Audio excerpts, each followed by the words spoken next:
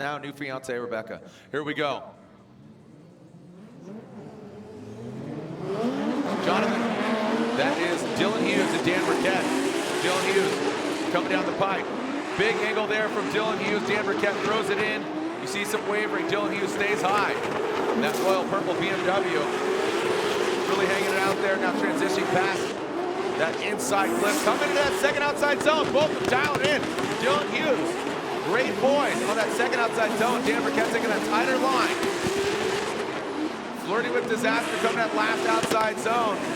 Great job by Burkett, but I'll tell you what, Dylan Hughes, given the climate, meaning literally the moisture on track, a lot of confidence in his corner, but Burkett, not a bad chase job. Let's take a look at it here from up above. Hughes gets a nice little snap and starts right in the middle of the zone. You see Burkett surging forward. A little bit of front end movement there for Hughes as they try to manage through some of the moisture that may remain on this track. Coming through that inside clip now wrapping back around to the second outside zone. Burkett on a slightly tighter line, but keeping the proximity pretty solid. Hitting that inside clip just a little bit. Final left-hander as Hughes gets into the zone early, stays nice and deep. But again, from Dan Burkett, an attack towards the end there. Great way to start the top 32 between these two competitors. Looks like got some debris out there on track, so we'll pick that up and we will continue on with Dan Burkett leading, and that Rat Industries gear wrench, a little spray of the nitrous.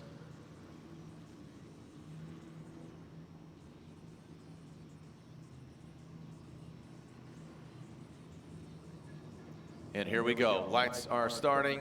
Once they extinguish, they can leave the start line. And here we go, Burkett and Hughes. Second run of this battle. Burkett initiates high on the bank. Dylan Hughes, failure to launch as Burkett, massive angle, comes at him and taps that wall, stays in it. Dylan Hughes having a tough time on the bank. How will he manage in that second outside zone? Oh, and let's take a look at that different angle there. Was that Dylan being too aggressive? Again, that angle didn't really depict exactly what transpired. Yeah, I think the POV cam from what I saw, and we'll get it from the other outside cameras, was it maybe looked like that Burkett was slowing down in that zone and Dylan Hughes had nowhere to go. But there was an opportunity from the onset from Dan Burkett to kind of seize the moment when Hughes fell behind. And we're going to quickly go to what transpired down on outside zone 2 because it seems to be the most instrumental here. Yeah, the front end washes out and Dylan Hughes really has nowhere to go. So the moments preceding this will not play as much of a role because at that point we have an incomplete, and that will most likely be charged to Dan Burkett. The judges will be giving us an indication who's at fault for contact, but it is a second run, so it is going to be determinant in the overall ruling. Yeah, very unfortunate turn of events there for Dan Burkett, Ryan. Love the aggressiveness on that first initiation. Tap the wall, gets back into it, doesn't throw it into the wall, but right here, you see him go in and just looks like taps and straightens out. Barely taps though. And Dylan Hughes, like you said, nowhere to go. So I assume we're gonna slide him left for Dylan Hughes over Rad Dan. And there we go. Dylan Hughes gets the win in his... You can see the red lights in between the two vehicles. Extinguished. Left center. Good clean start. No cones in. Taylor Hole initiates. Ryan Tuerk jumps to the side of Taylor Hole. Look at the angle of Taylor Hole. Whoa. Massive angle, stays in it. Oh no. Taylor Hole drops way down below. Gets out of shape. And Taylor Hole with that lead run. That is a hard act to follow, unfortunately. Taylor Hole gets way too aggressive. He knows who he's going against. And Taylor Hole, I'll tell you what, in qualifying yesterday, he looked absolutely on a mission. You know, interestingly enough, it was not the wall that got Taylor Hole, it was the effects of hitting the wall, because I think, and look at how much the car's bouncing around, he's able to manage it pretty well, but he kind of has some stepped angle there. And as he angles up and comes off the bank, look at the line it puts him on. It puts him off course. And so he got himself into a really tight position there where he is probably going to get an incomplete, because I thought for that moment he had 3 tires off, and it is 3 tires off at this course isn't incomplete. So what that means is that what we're seeing here from the point of the incomplete going off course is not going to matter in the judgment. Ryan Tuerk will have an advantage over Taylor Hull, who will have an incomplete on his lead run. Yeah, I think he caught a little bit of a break. Maybe Ryan Tuerk's initiation, you can see how he threw into it, but then had to drop down. Yes, now you see, yeah, going off course is Taylor Hull getting the Truth Serum camera, that drone shot. Now coming into that second inner clip and that final outer zone. Yeah, Ryan, so Tuerk does have an advantage going into run 2.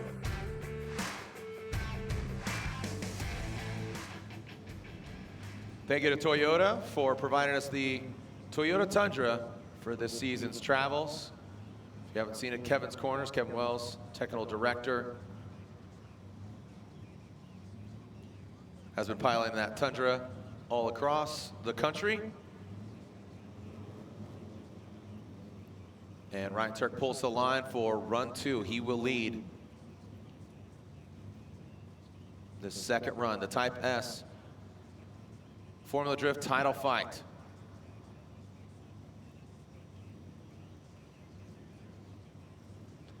And looks like we are going to be clear to send.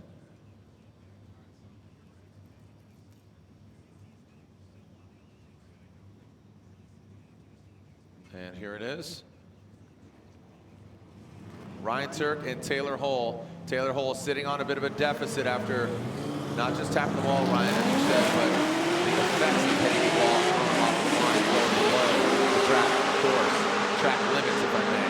Ryan Tuerk, middle of the road line, taking a tempered approach. I think that's the right approach. And now coming past that start-finish into the second outside zone. Ryan Tuerk went hard at that wall yesterday, but got the car back out here. Past that second inner clip and down to that final outside zone. There goes Ryan Tuerk. That's a great run there by Ryan Tuerk. But unfortunately for Taylor Hull, that's going to be all she wrote for that comp cams. Look at Molly Cadillac ATSV. Love the progression of Taylor Hull, him and his family. A great valiant effort, but unfortunately it looks like that's going to be all she wrote for Taylor this weekend. Yeah, so after tapping the wall and then driving off course after the fact, we see Ryan Tuerk understands here that a conservative approach is the path to victory. Taylor Hull does keep the pressure on. He does everything in his power to try to draw some blood from Ryan Tuerk, cause him to force an error in some way, shape, or form, but Tuerk very settled, confident in his driving ability, manages to get through the course with very little mistakes, and obviously no incomplete there. So Ryan Tuerk will be advancing on to the top 16. All right, round of applause for Taylor Hull and Ryan Tuerk. If you're here in the building, let them know. Slide them left for Taylor Hull or right for Ryan Tuerk. And Ryan Tuerk gets the win. Ryan Tuerk will advance on, going against Dylan Hughes in the top 16. This battle here in top 32. Austin Henderson in top 32. Gushi up garage. ISR 86. Up garage is up on the wall as Alec Robbins. Look at these guys tapping, getting into the wall. Alec Robbins dropping low. Not able to get to the side of Alec. And Kazuya continues on through the course. Alec Robbins does have that proximity, but he had those mistakes there on initiation. Now going to that final outside zone. There goes Kazuya Taguchi. Alec Robbins taking a shallower line. You know, Jared, one of the things that we saw in Pro Spec earlier this afternoon that became a theme over a number of battles was that cars that were chasing first, that were more gripped up, tended to really struggle when they got close like this, and they were having to back off and try to not stay so close to them where they got pinched off on this outside zone. And so trying to find that balance between the proper grip levels and not putting yourself at a deficit right out of the gate was a challenge, and you have to wonder if any of that's going to carry over to the pro guys. We did see Taguchi hit that wall and get out of whack a little bit, but you can tell that Robbins got a lot of grip in his car, and he had to kind of surge forward and back off, surge forward and back off, trying to keep drifting the car without straightening out. So now we will switch things up, and I think we'll really be able to tell a difference here in grip with Robbins out front. If he pulls a big gap, then we'll know it's something similar to what we saw in Pro Spec. That's right. Alec Robbins out front, the Facetto Nissan 350Z. And Kazuya Taguchi in the chase position.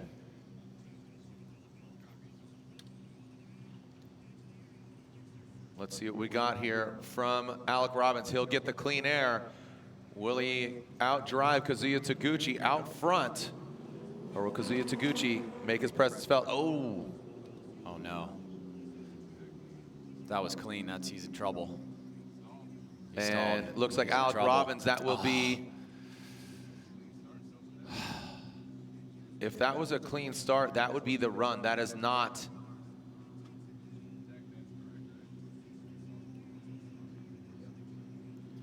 Stalling at the line, that would be an incomplete.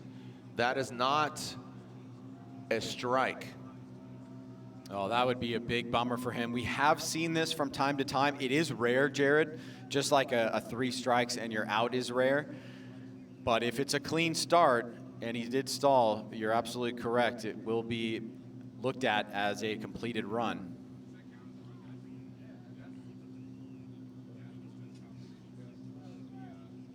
Yeah, unfortunately, that is confirmation that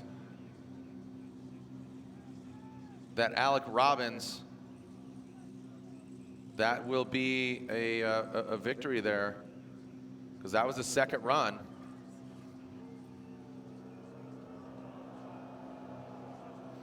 Yeah, definitely, I get it. You know, not the way that you want to win. It's not fun.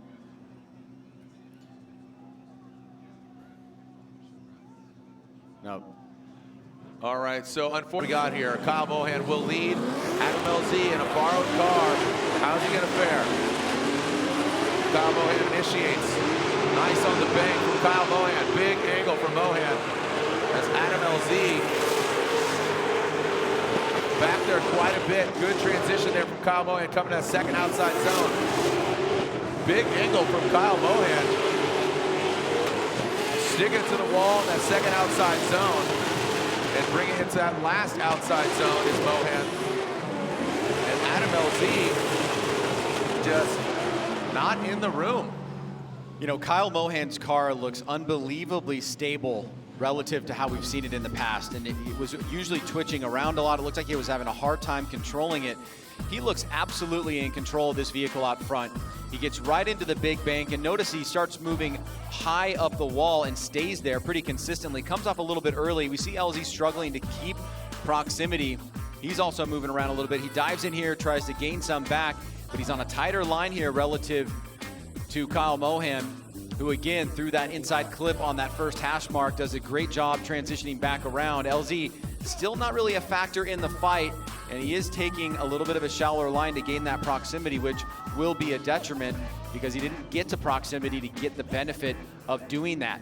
So now we will switch things up as Adam LZ will go to the lead and Kyle Mohan will chase him down.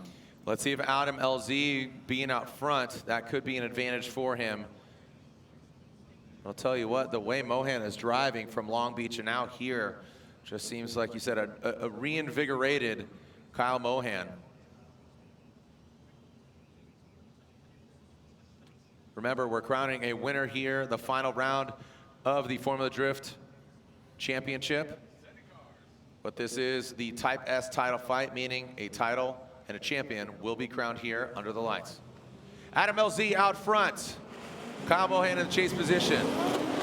The LZ fans, and that will be a restart. Adam LZ hitting that transition cone, or the cone right there as went through that start chicane.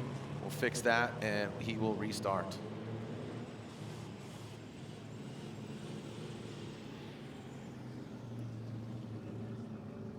Re-rack them, stack them.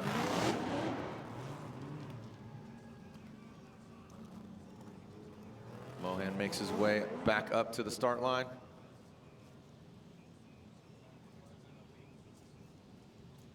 He loves, for the love of the game, he likes to party, man, on track. Rome Charpentier, Trent Beecham.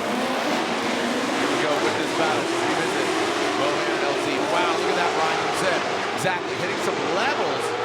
Rome, absolutely on point. Now past that front inside clip, a little bit off of it, but now dives into second outside zone. Just the way the car is so settled, that E36 BMW. Right? You know, I'm talking about Rome and focusing on Rome, but I'll tell you what, Beecham in that chase position looks a lot more comfortable than he did yesterday, or at least the car and his driving and everything working together. Yeah, like a lot of drivers, you know, when the car's having problems, it looks like, you know, they're struggling with the vehicle. When it's on point, they can do what they want and manipulate the car. They definitely look a lot better. And you can see Beecham saw that Charpentier was going up high on the bank. He made the appropriate adjustment. Now he's just trying to gain ground, and he's able to do that on the inner bank here. Charpentier's taking a nice mid-high line, get a nice surging attack there through the inside clip from Beecham. Another one entering outside zone 3, and look at Rome, how close he is to that wall, staying on a really dedicated line there, and that is a great battle here in the top 32. Uh-oh. And we can see Adam LZ. The clock is ticking, under 2 minutes there for Adam LZ. And looks like we got Beecham off to the side as well, Jared. I am getting the signal here. It looks like a competition timeout for Trenton Beecham as well. So a little bit of vehicle attrition here from some of the drivers, and that's always something that plays a role thematically at Irwindale, is after 8 long rounds, how are people's vehicles holding up? And, you know, there is the kind of throw it away at the end of this season mentality, because there's no event to go after, and really you can trailer your car to SEMA if you really got yourself into trouble. But we do see cars having some breakage here from time to time with 1 minute remaining. It does look like LZ will make it, but now we've got Trenton Beecham backed up behind him, also calling a competition timeout. All right, well, you can see Adam LZ. Hey, Lorette, what's going on down there?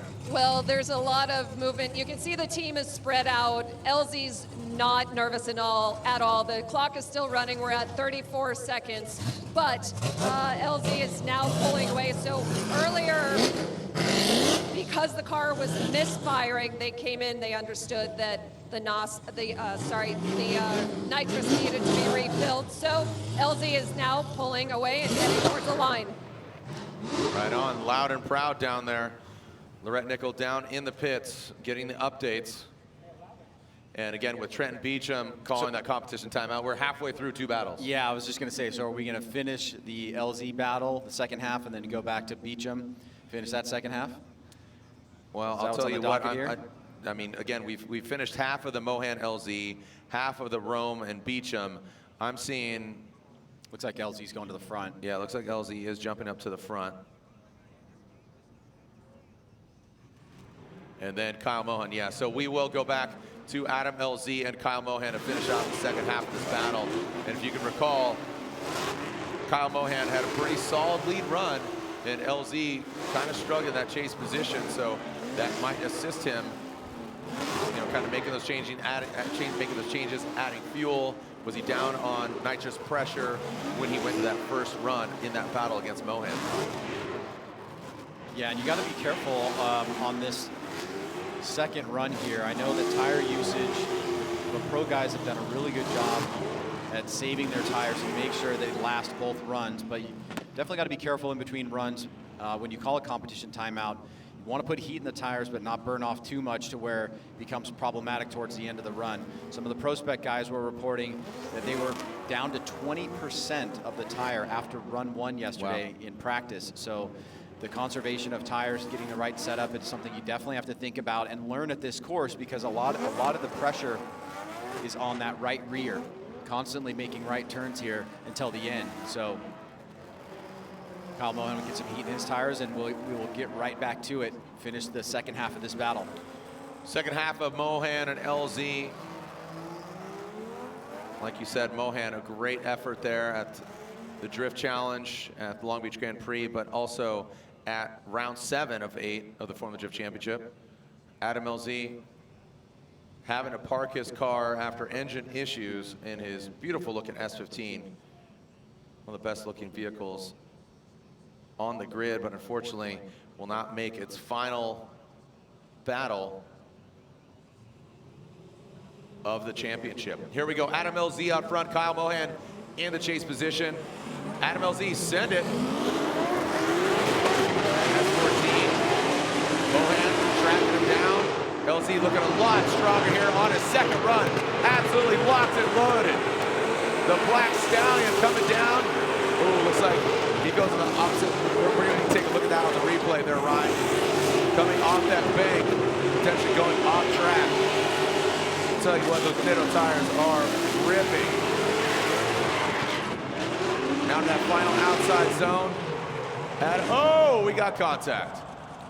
Well, the nitrous certainly proved to be beneficial there in terms of the speed, but I believe the run will probably be judged as over after the big bank. I think LZ went 3 tires off. It's not going to really matter in the grand scheme of things, because even if not, we saw LZ get out of whack there. Kyle Mohan had nowhere to go, and it looks like that'll be to the fault of Adam LZ, but we'll go back and take a look at it again, Jared. A lot of things happening in that run as we now have LZ stopped on the course. Looks like Mohan was okay, but let's go back and take a look at the bank. He was flying on the bank and setting up pretty good, but he came off a little bit too early.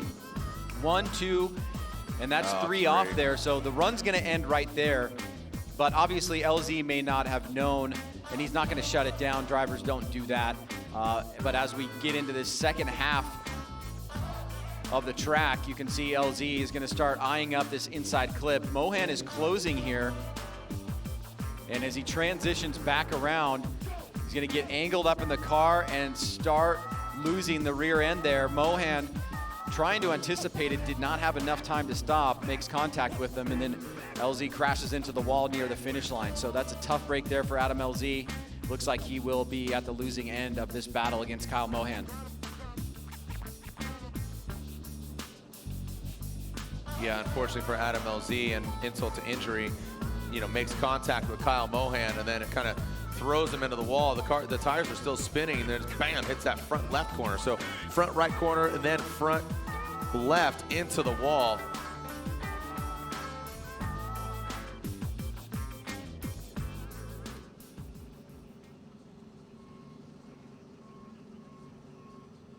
And there it is.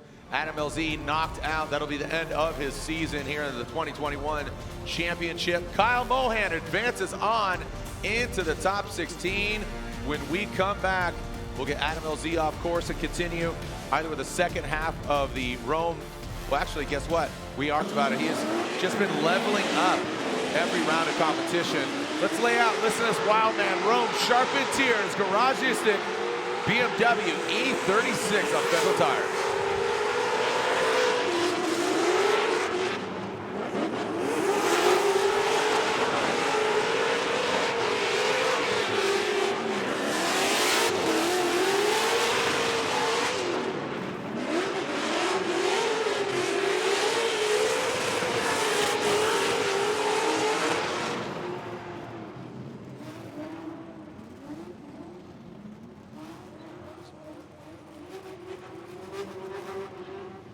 All right, there is Rome's by run. And look at this, Ryan. What a legendary duo right here. Kenshiro Gushi, Toyota Racing, Greddy, Toyota Supra, and Von Gittin Jr. His swan song, if I may. Again, not completely retiring, just taking a break, stepping back from Formula Drift competition. Yeah, and it's unfortunate to see these two veterans in the top 32. And Ken Gushi has once again kind of been a victim of car troubles this year. It's put him in tough positions in qualifying, which therefore put him in tough positions in the top 32, where he's gone up against guys like Von Gittin Jr. Never one to shy away from a challenge. I know that he'll be relishing this opportunity to take out a guy that's got a lot more points than he does right now, but it has been a tough year for Ken Gushi overall.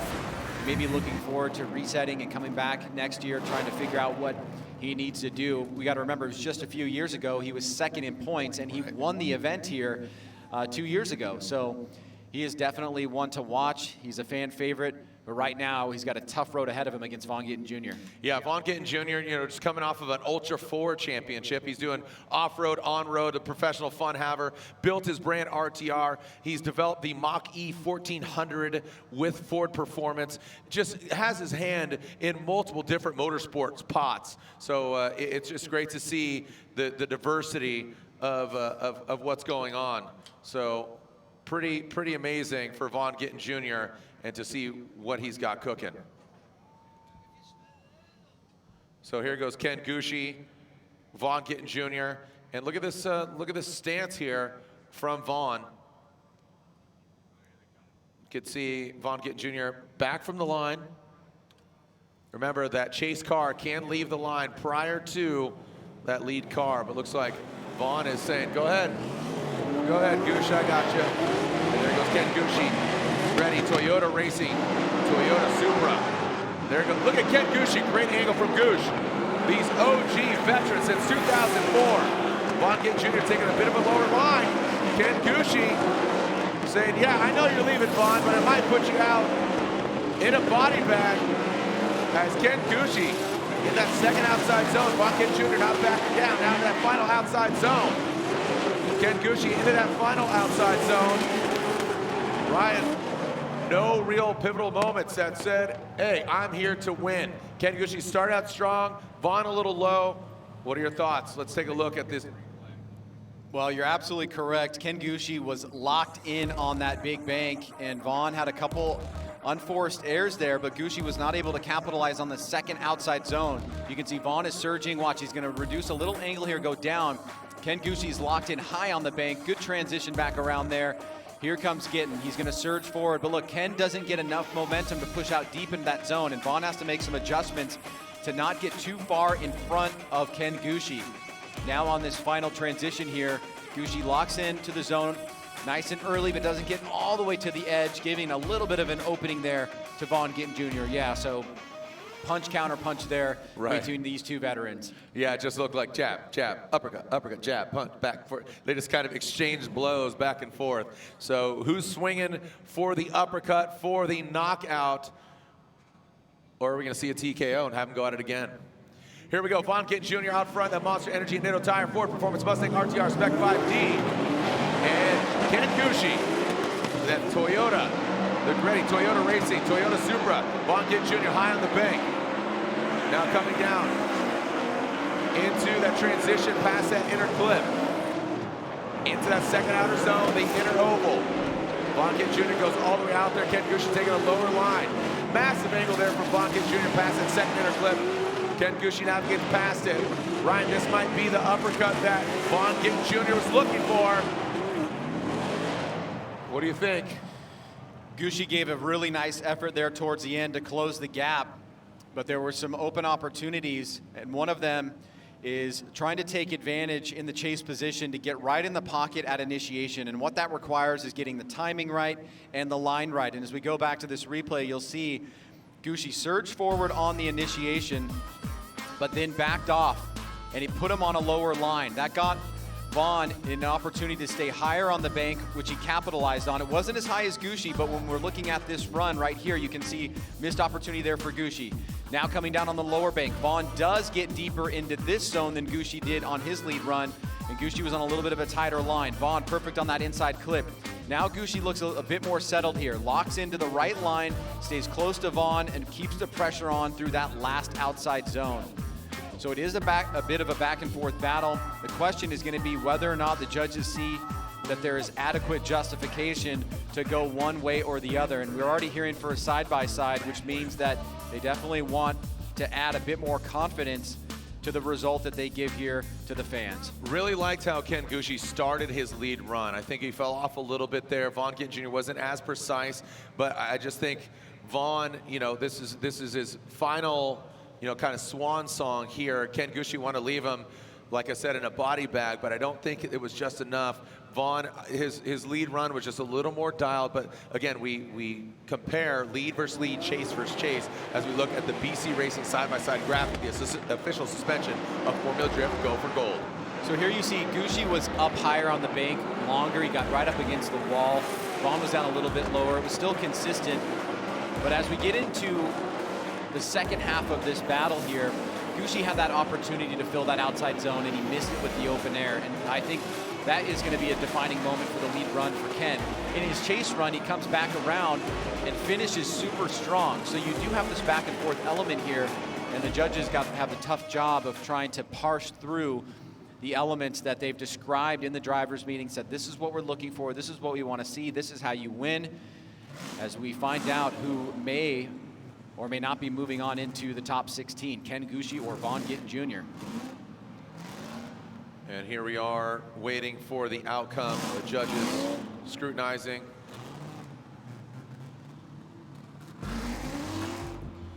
And here we go. Slide him left for Gushi, right for Vaughn Gittin Jr. Vaughn Gittin Jr. gets the win. Ken Gushi is knocked out. So Gittin gets the win. So either way for Jones or Kearney. Here comes Jeff Jones. Initiates high on the bank. Good angle from. Look at Dean Kearney. Gets to the side of Jeff Jones. Drops down on the bank a little bit. Does not exceed the track limits. And now going to the second outside zone. Who's going to manage? Jeff Jones, big angle. Kearney firing off. See that side exhaust just spraying like Ben-Hur on the side of that Nissan 370Z.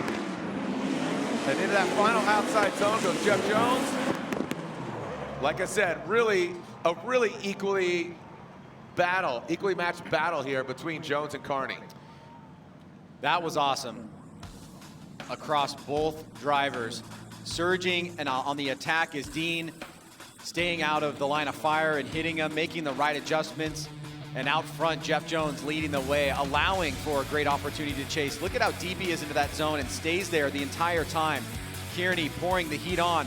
Little love tap there. Jones stays in it, does a tremendous job. Dean a little bit tighter there, but he's able to kind of move back towards the end. Phenomenal battle there to start things off between Dean Kearney and Jeff Jones. One more look here on the second outside zone. That surging attack from Dean, back and forth. And right there, looks like a little nudge. It does not affect Jones at all. He stays in it. We know he's a warrior, and he does a great job getting into that zone nice and early, plotting that line and sticking all the way through the finish line. And here we go with Dean Kearney on the start line. Jeff Jones, he will be tracking him down. Both drivers saying, let's go, let's get down to business. Watch Kearney. Got a lot of horsepower, but Jeff Jones does as well. And there we go. Dean Kearney's gonna leave it all out on the track. He saves it from going into the wall. And that got real hairy there. Jeff Jones is gonna shut it down. So as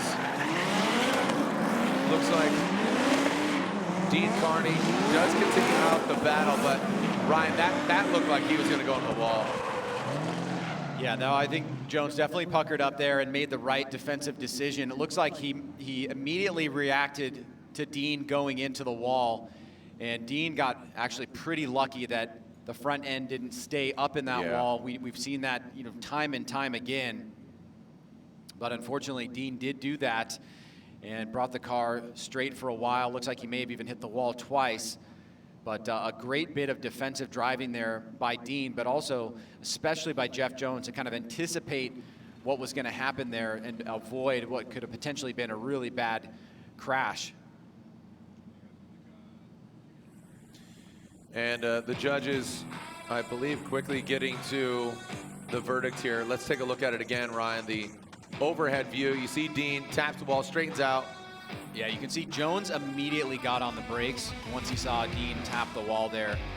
And, we saw an incident somewhat similar to this in Pro Spec that was kind of an overreaction from the chase driver. In this particular case, Dean basically incompletes right there. So I think Jeff Jones knows that he's safe. And we quickly have results in. Let's see what the judges think. And there you go. Looks like Jeff Jones gets the win. Unfortunately, Dean Kearney and that Oracle Lighting Dodge Viper is knocked out with the competition. Will this be Yoshihara's final battle of his Formula Drift career? 18 years culminating here at the House of Drift He's going to try to say, nope, not today, Simon Olsen. But Simon Olsen's trying to do the same. Yoshihara initiates. High on the bank. Mind you, he's a champ. Yoshihara, turn 14. Falcon tires, BRZ, past that first front flip in the second outside zone. Yoshihara filling all the second outside zone. Now coming to the second inside flip. Good execution by both drivers. Now that final and third outside zone. Dye just a bit deeper than Olsen. Take a look at it again, Ryan, but Dye started out really strong comparatively to Olsen. Yeah, that run by Daijiro Yoshihara had all the ingredients you want to feel confident going into your chase run, because you really didn't leave a lot of points on the table. He started off midline, but moved up high into the bank. But once he locks in there, he's very consistent. You see very little movement out of the front wheels. So he's committed. Now on the second bank, he gets a bit deeper and stays there once again. Not a lot of deviation from the line. Olsen struggled a little bit in the chase, trying to find an area where he could really attack. And Dye gave him some options and opportunities because the lead run was actually pretty good overall. And when you have that good lead run, it does allow the chase to kind of get in the pocket, keep the pressure on. Olsen may have missed an opportunity there, but now he's got an opportunity in the lead position as they switch things up.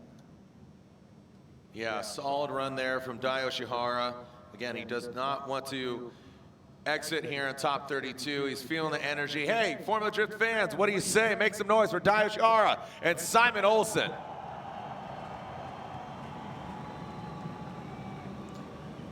Simon Olsen now leading, Yoshihara giving chase as the fans erupt for this Formula Drift veteran, 18 years, 2011 champ, going toe-to-toe to a newcomer, Simon Olsen. Olsen initiates, mid to low on the bank, allowing Yoshihara with great proximity. Now coming past that first inside clip. Olsen, the second outside zone, comes up short as well. And now on that set, oh no, Yoshihara shuts it down. And Ryan, at no fault of Yoshihara's driving expertise, does he unfortunately and unofficially get knocked out. Super unfortunate there, because that kind of driving in the chase position was just a really good example of the knowledge gained from being a veteran in the sport. Simon Olsen was missing the outside zones and driving a much tighter line, but Dye quickly adapted and followed him like a moving clipping point. See, Olsen goes down, Dye goes down with him. Very close in proximity. On the transition back around, he's eyeing him up. Olsen once again starts out high, goes low on the bank. Dye adjusts, makes it look smooth and consistent, but right there, something goes wrong with the car. He shuts it down. It's a mechanical failure. And after a really good display of veteran driving, both in the lead and the chase, we are possibly witnessing the final moments of Daijiro Yoshihara's Formula Drift career. All right, everybody on three. I want you to say, thank you, Dye, as loud as possible so he can hear you. On three, yell, thank you, Dye, on three. Ready? 1, 2, 3. Dye Yoshihara, 18 years of Formula Drift competition. Your 2011 champion, and it all ends here at Irwindale, the House of Drift. You saw him bow out. He takes his helmet off. Make some noise for Dye Yoshihara.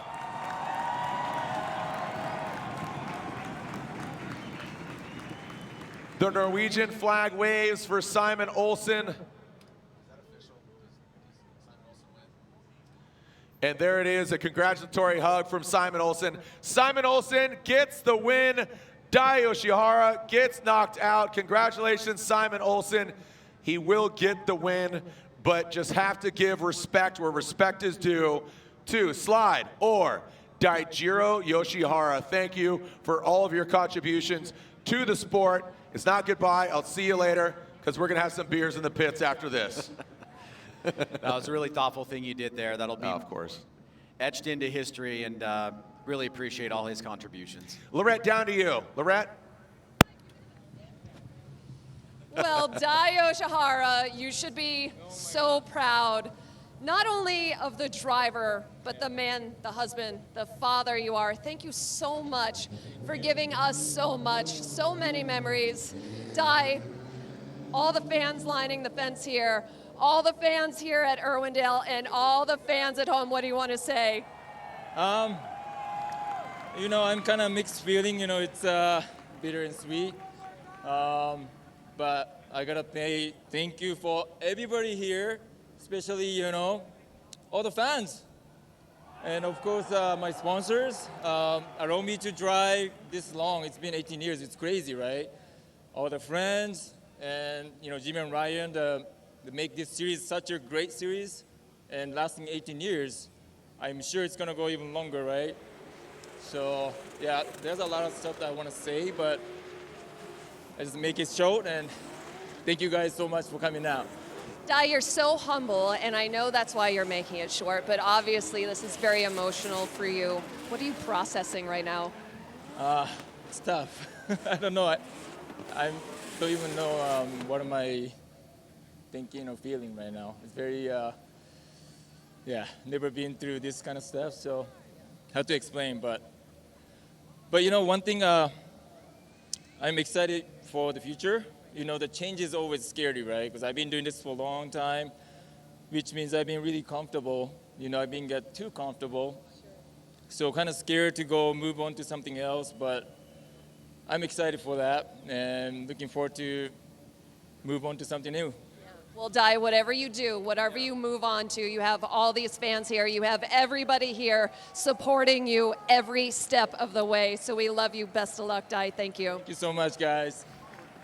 There it is. Again, on three, one more. If we can't say thank you, Dai, on three. 1, 2, 3. There it is. The Japanese flag waves. Thank you, Daijiro Yoshihara. And a beautiful Dai-ism to end the interview. He's bitter and sweet. You just you gotta love that. And I thought maybe there was a 50% chance that he was going to go Wolf of Wall Street there and say, "I'm not leaving." I'm not leaving. We're not leaving. We're not leaving. Thank you.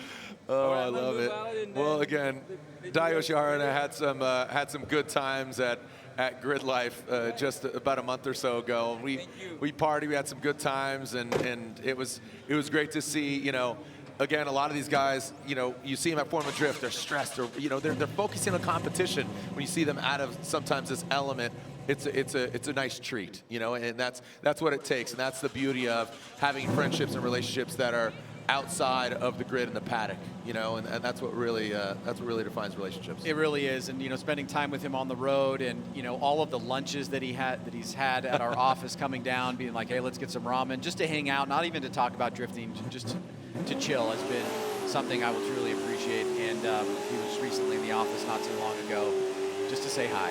There you go. That's a great example of who he is. There's Dai Yoshihara bowing out. Exit stage left for Daijiro Yoshihara, goes out, and a puff of smoke.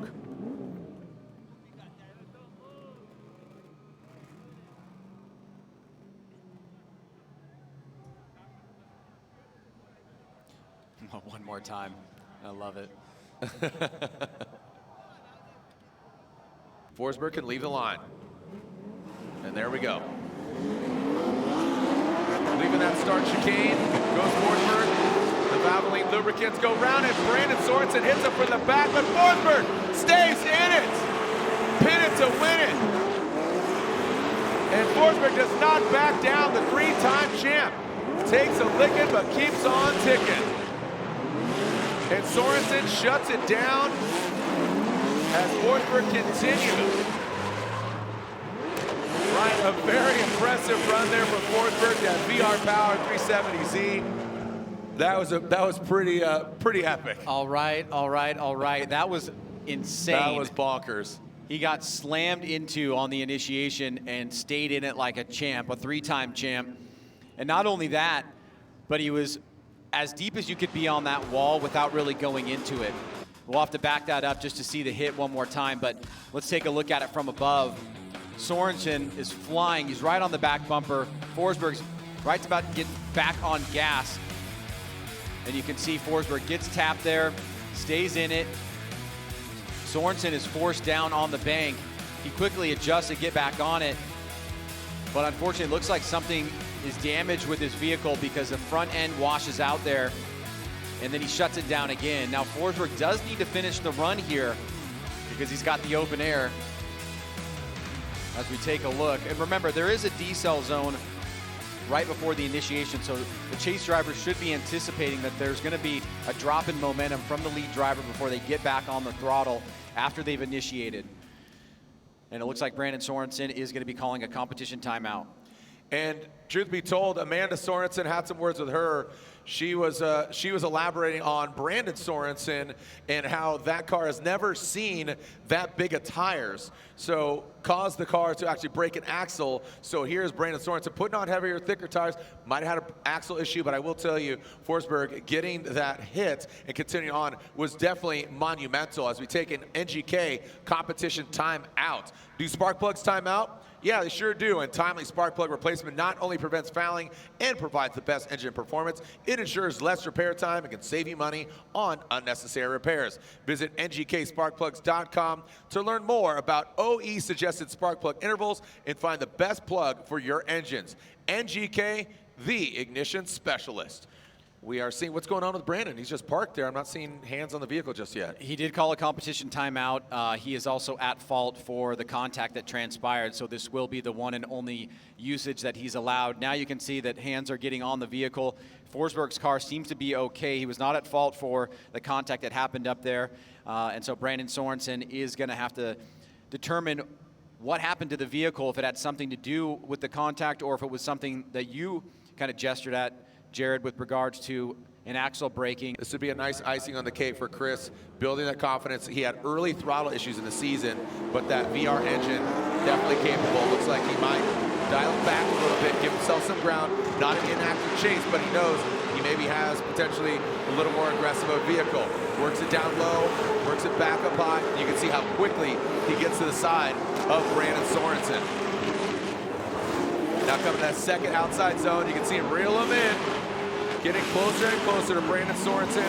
Now past that second inside clip, transitioning back, getting very close. Flirting with disaster in that third and outside zone. Woo! Like I said, you saw him like kind of go back and forth, back and forth. He was trying to get the timing right. He wanted to stay out of an inactive chase position there. He did a tremendous job overall. Surged forward when he needed to. Played it safe enough to be able to get the win here. It's a veteran move there from Chris Forsberg, and he will be moving on into the top 16. All right, so the judges quickly give the verdict and input their outcome, and you can assume the role and the advancement.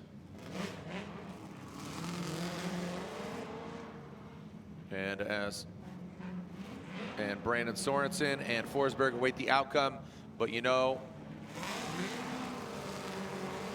slide him left for Forsberg, right for Sorensen.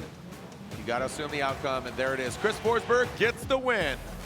Chris Forsberg gets the win against beat to angle of any other driver out there, and he rolls through it. He doesn't lose that momentum. It's not just a backwards entry going into a hairpin. He brings it on through. So let's see if Justin Pawlak shows up here against Federico Sceriffo, or is Fetty gonna throw down and invite the TTP. Here we go.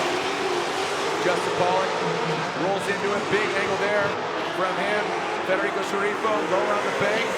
Now we see how he handles it coming down. Fetty narrowly escapes some contact. Now into that second outer zone. Federico very shallow. Here comes JTP.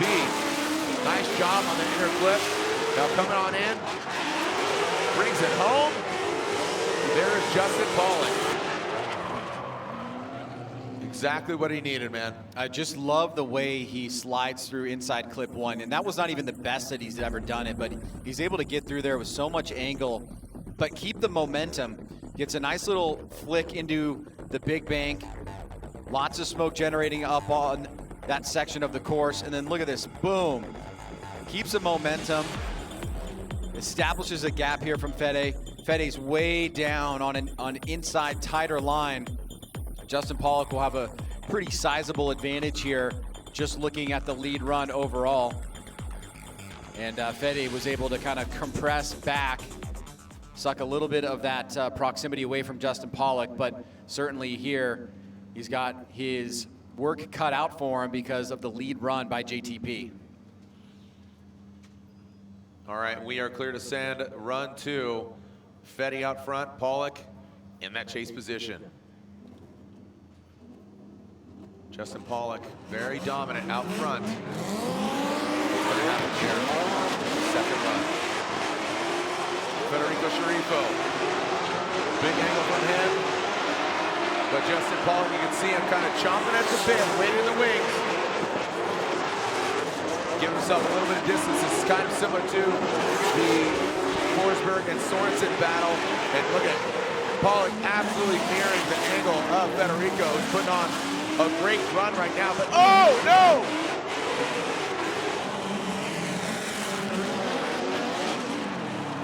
And Ryan, those are the mistakes that, go ahead. It's I know, it's a big disappointment here because it looks like Justin Pawlak blew that last transition. And you know what? He was doing so well, tempering down the approach against Fede, who's clearly has a car with less grip and less speed. He's using him like a moving clipping point. He's staying back and he's using that kind of harmonica effect to surge forward, feather the throttle in the appropriate places, not get stuck into a situation that he wouldn't have expected, but he gets bounded up here, and then as he comes back around, the rear end loses all grip, and you can tell by the way he reacted to that, he knew that he made a mistake. He got back on the throttle super quick and angrily finished that run. But I mean, just he demonstrates through the majority of this run great vehicle control and confidence. But right there, as Fede, if Fede made a little bit of an adjustment there, and that, yeah, now looking at it from that angle, it does look like JTP may have anticipated trying to avoid a collision. Yeah, from this side, that was not as not as clear, but right there, that pause from that other angle, buffering. From that other angle, it was much more clear that there was potentially a reaction by Justin Pawlak based on what Fede did in his lead run.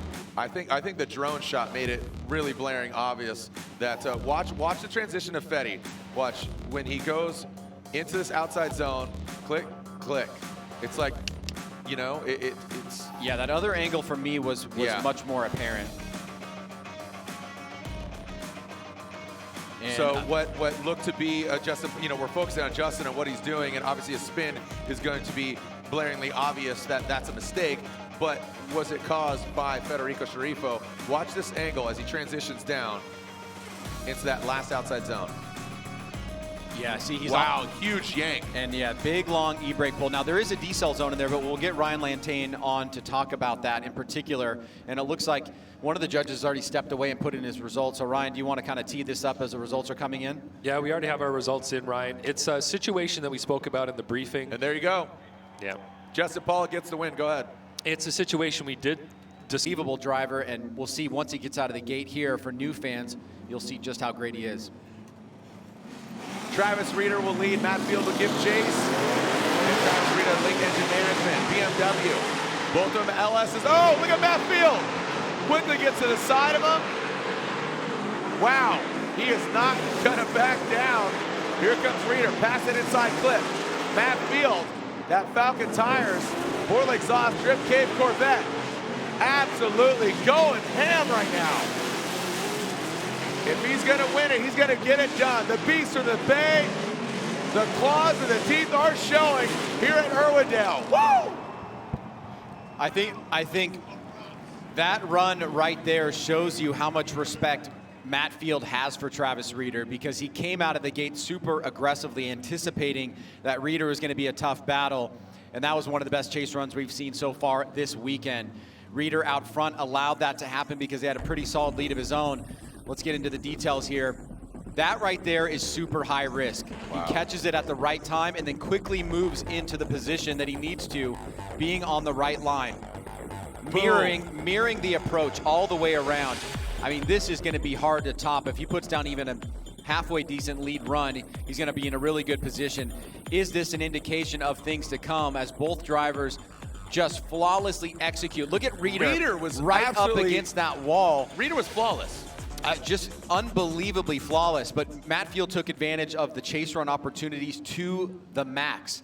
And so Reeder is going to have to do the same thing. Matt Field has clear air out front. We know he's a great qualifying driver, so maybe he has a slight advantage, but Reeder did everything that he possibly could do to fend off Matt Field. He knows that Matt Field is going to put it all on the line. He's going to risk it for the biscuit. He's going to try to throw it down.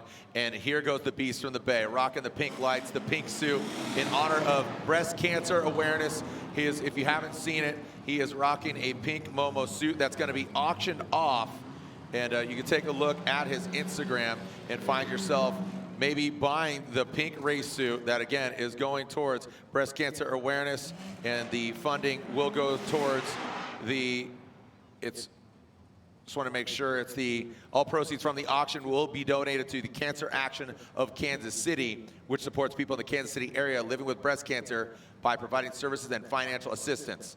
So again, shout out to Matt Field. Here we go. Falcon Tires, the beast from the Bay out front, Travis Reeder. The Grim Reeder, here we go. Matt Field throws it in, Travis Reeder. Now coming down the pipe. Travis Reeder transitioning, tracing down Matt Field. Oh, we got contact. The front bumper's taken off. Matt Field continues on. No bumper, no foul.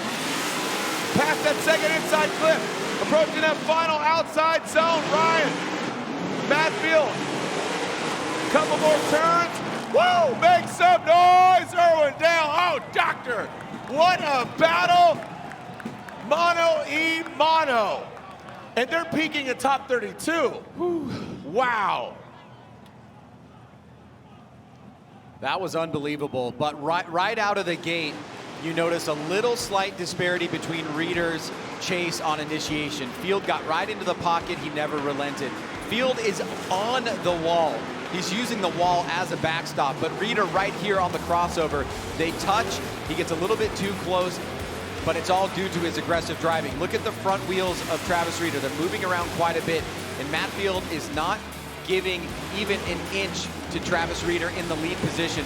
Until this last section here where Reeder really closes the door, Matt Field was putting down a flawless, clean lead run. He comes up a little bit too close there to Field in the lead position. Throws the front bumper away, but is able to hang on to it and still stay in the action here against Matt Field. That was very impressive, Ryan, and I absolutely loved, everything that Reeder and Matt Field put down.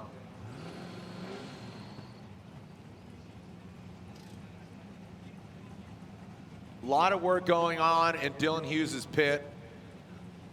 Don't know exactly what went down, but I know they were underneath that vehicle during the halftime break in between Pro Spec and Pro. Hey, Lorette Nickel, what's going on with the dozer?